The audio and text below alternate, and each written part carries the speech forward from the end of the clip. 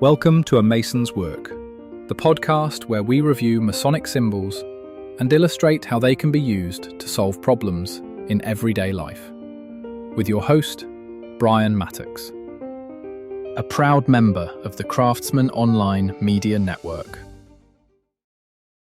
So, you've probably heard on this channel over the course of the last several years, me say things like, don't get attached to outcomes.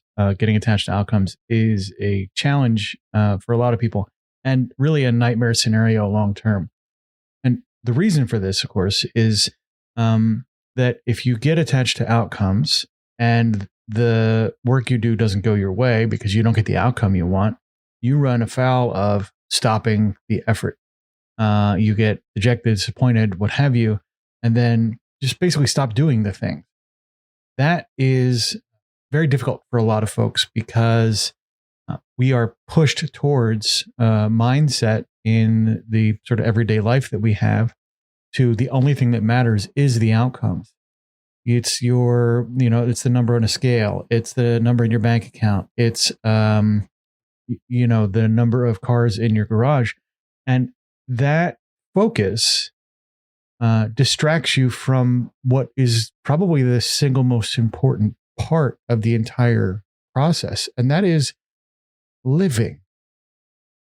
I know, it sounds crazy, but you're supposed to enjoy this stuff, not the having of things, but the process of acquiring these things. This shift from outcomes to process changes the way you approach all sorts of challenges.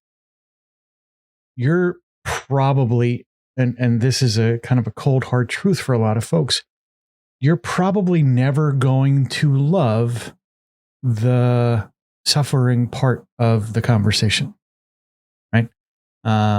The strain of lifting weights at the gym, the strain of learning a better way to navigate conflict, the emotional turmoil of coming to grips with somebody who's toxic in your life and having to manage that. There is a ton of realities that happen along the way towards these outcomes that everyone else is describing on social media as, just do this. There's an instant formula, X plus Y equals Z. And that's almost never true because your life is yours. The processes that you need to cook are for you. And there is no repeatable formula. And I say that with a strong sense of caveats and stuff like that. There are some things that work for most people. Move more, eat less, right? Or take medicine, whatever the case may be. These are all easy and obvious and legitimate steps that everyone who has been successful at, say, weight loss has followed. But beyond that, eat less, move more. There is a ton, what's the phrase? The devil's in the details. There's a ton of nuance there. And you see, if you go online and you look, lots of folks fighting over the details of the nuance. Eat this, don't eat that. This food's magical. This food's not magical. This food's awful for you.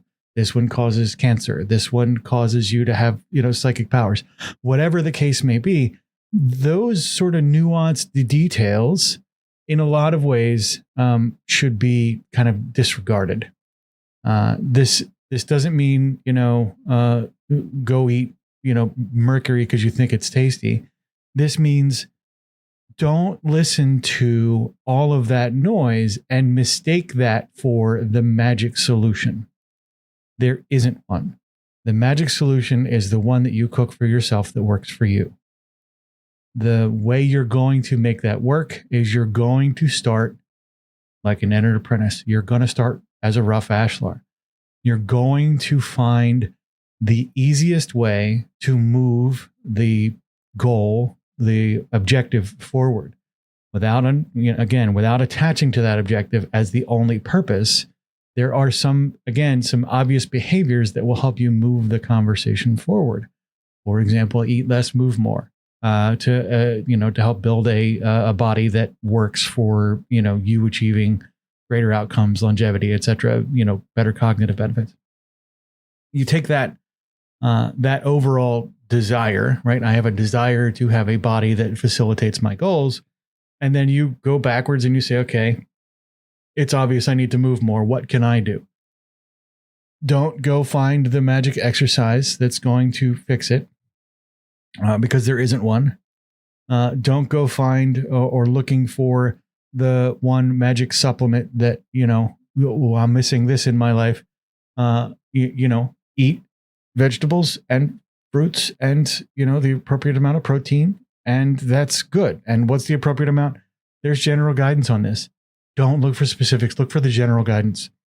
Because your body is going to respond differently. Your needs are going to be different. This is why almost every YouTuber online or podcaster or anybody in a field that has even a little bit of nuance to it will say, I am not a doctor, or I am not a lawyer, or I am not, a professional in this space. I'm telling you what worked for me. Well, that's great. It may have worked for that person, but it may not work for you. So drop all that noise and start with the easiest thing you can do, the smallest practical possible step. And we talked about this a little bit last week. Find the baby step for you. And don't worry about how much it moves the needle. The only needle you really need to monitor for is, can I keep doing this on a daily basis? Is this something that I can build into my life? If the answer to that question is yes, good. Then you can maybe expand, add on it, grow it over time, make it something stronger, make it something better. But you're not in a place when you're just starting out to go and consume that nuanced research that somebody may have conducted that may be entirely scientifically valid.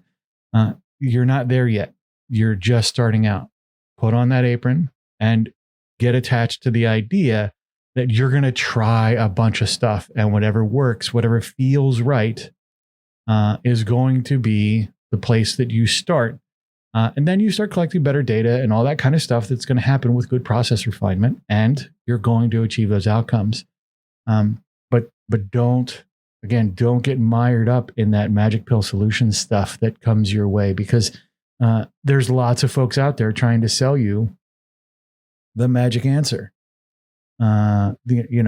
Take this supplement, take this drug, lift this weight in this certain way, go do this exercise. And again, we use weight loss here. This isn't a weight loss channel, but we use weight loss because it's so well explored. It's so well discovered out there in the space. This same process applies for all things. If you suck at having conversations, and it's okay to suck at having conversations, start with, how do I have a conversation? Well, I need to be able to be in a room with somebody, and that's going to be a challenge for me because I don't like it. It makes me feel anxious. Okay, cool. Let's break down what the anxiety is. Let's figure out what's causing it. For me, for example, if I don't wear earplugs, the overall background noise, because I have ADHD, actually makes it very difficult to hear just the one conversation. I hear them all at the same volume. So a big thing for me to reduce my social anxiety actually is to put in, ironically enough, earplugs that help me focus on just one conversation at a time.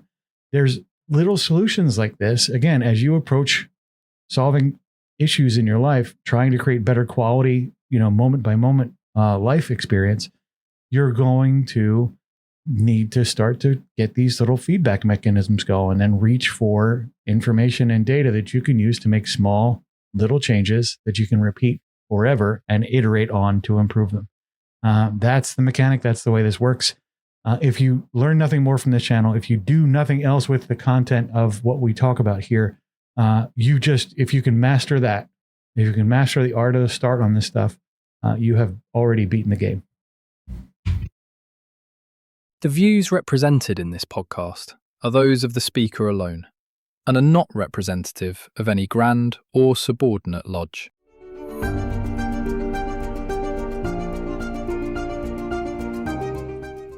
Hi, Brian here. I wanted to thank you so much for listening to this episode. If you have any suggestions or guidance for further episodes you'd like to see or hear, whatever the case may be, please don't hesitate to reach out to me at amasonswork.com. and we will try and incorporate your suggestions into a future recording. Thanks.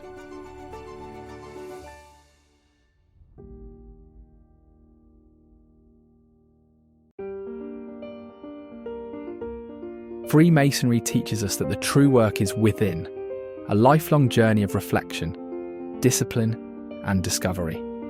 At A Mason's Work, we help Masons bring out their best selves through meaningful self-inquiry and symbolic practice. From personal reflection to lodge engagement, we offer tools that turn symbols into action. Visit us at amasonswork.com. The work is within. The time is now.